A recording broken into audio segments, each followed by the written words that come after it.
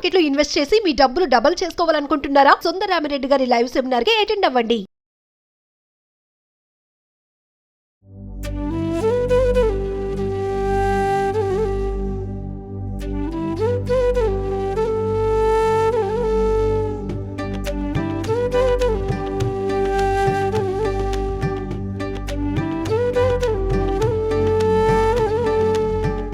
ప్రస్తుతం మనతో పాటు ప్రముఖ ఆధ్యాత్మికవేత్త శ్రీనివాసులు అనంతరామ శర్మ గురువు గారు ఉన్నారు. వీరితో ఈ రోజు కొన్ని విషయాల గురించి మనం చర్చిద్దాం. గురుగారు నమస్కారం అండి. నమస్కారం.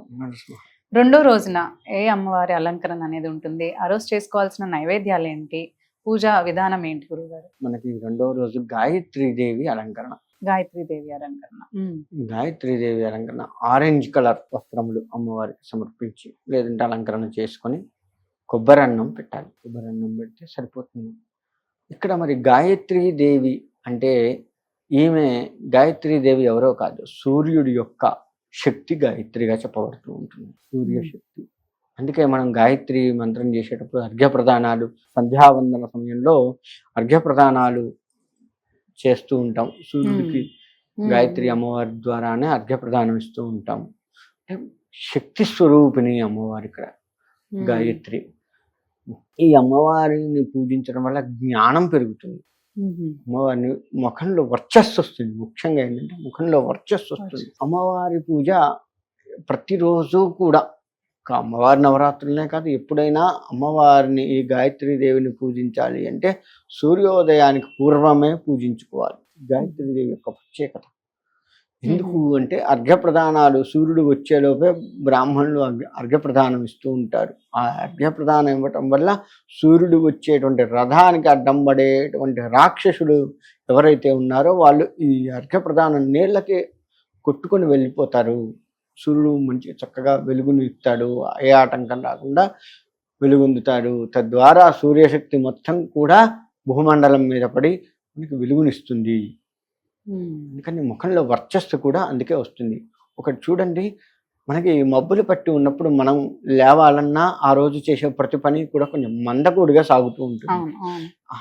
ఏం కాదులే అన్నట్టుంటుంది. అంటే ఉత్తేజం ఉండదు మనలో. సూర్యుడు వచ్చి ఎండాకాలం ఎంత ఉత్తేజంగా ఉంటాం, సూర్యుడు వెలుగు ఎక్కువ ఇస్తున్నప్పుడు మనలో ఉత్తేజం పెరుగుతూ ఉంటుంది. అట్టని మరీ అతిగా ఇస్తే ఎండాకాలం మనం అడ్డం పడతాం, కొబ్బరి నీళ్ళు ఎన్ని తాగి కదా.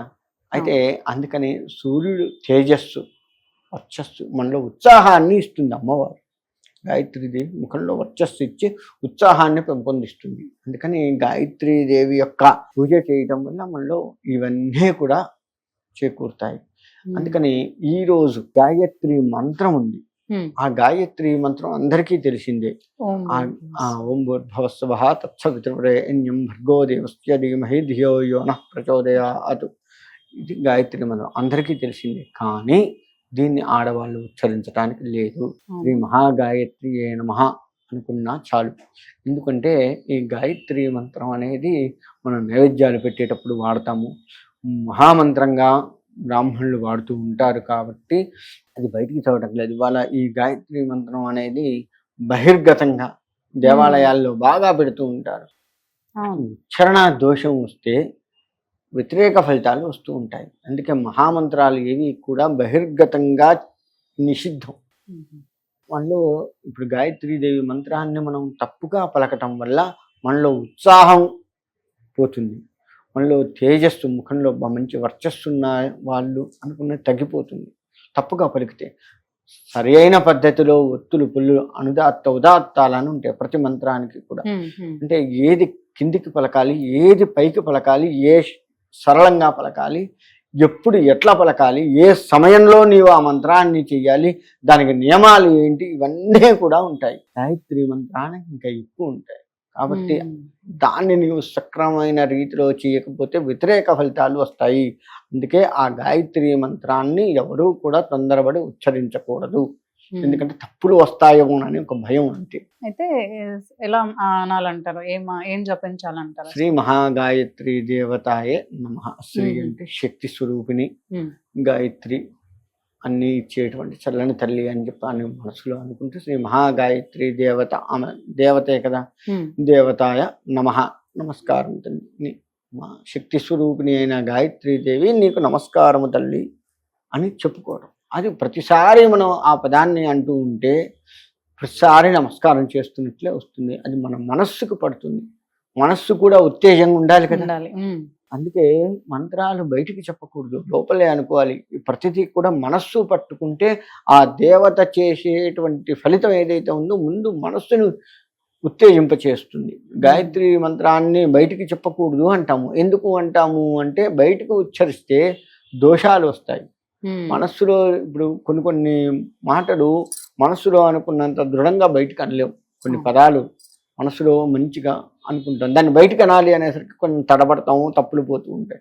ఎందుకంటే మనస్సులో సక్రమంగా అనుకుంటాం కాబట్టి మనస్సులో గనక జపిస్తే మనస్సు ఉత్తేజం అవుతుంది. భగవత్ నామాలు మనస్సులోనే ఎందుకు జపించాలి అంటే ఉత్తేజాన్ని ఇస్తాయి మనస్సుకి. మనస్సు కనుక ఉత్తేజంతో ఉంది అంటే మనం వద్దన్నా ఉత్తేజంతో ఉంటాం. మనస్సు సక్రమైన రీతిలో ఉంది అంటే మంచిగా ఉంటుంది. ఇంగ్లీష్లో ఒక మాట ఉంది, బాడీ ప్రజెంట్ మైండ్ ఆబ్సెంట్ అని. అలా ఉంటే చేసేది ఏంటి?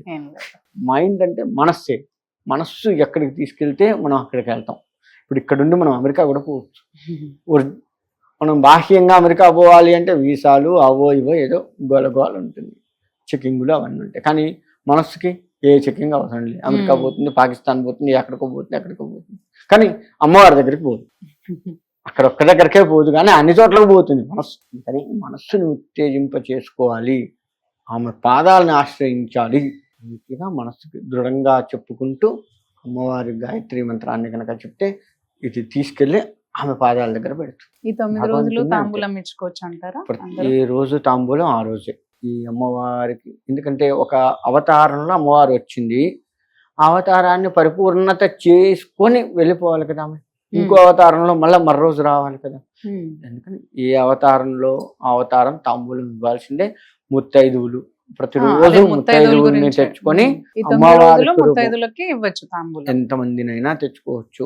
ఒకళ్ళు దొరికితే ఒకళ్ళే ఉండకూడదు, తోడు ఉండాలి. ఇటువంటి ఏమీ అమ్మవారికి ఇచ్చి మళ్ళీ ముత్తైదులకి ఒకరికైనా ఇచ్చుకోవచ్చు అంటారు. అమ్మవారికి పెట్టిందే ముత్తైదువులకు ఇచ్చుకోవచ్చు, లేదు ముత్తైదువులకు ప్రత్యేకంగా తెచ్చుకోవచ్చు. ఇక్కడ చేసే పని ఏంటంటే పూజ చేసుకునే మనం ఏం చేస్తున్నామంటే ఒక 10,000 రూపాయల చీర తెచ్చుకుంటాం, అమ్మవారి ముందు పెట్టి కట్టుకుంటాం. ముత్తైదు వస్తే 200 రూపాయల చీర తెస్తాం. ఇది ఒకటి చేస్తారు మన వాళ్ళ దగ్గర. మంచి తెలివితేటలు ఏంటంటే ఇది ఒకటి ఉంది.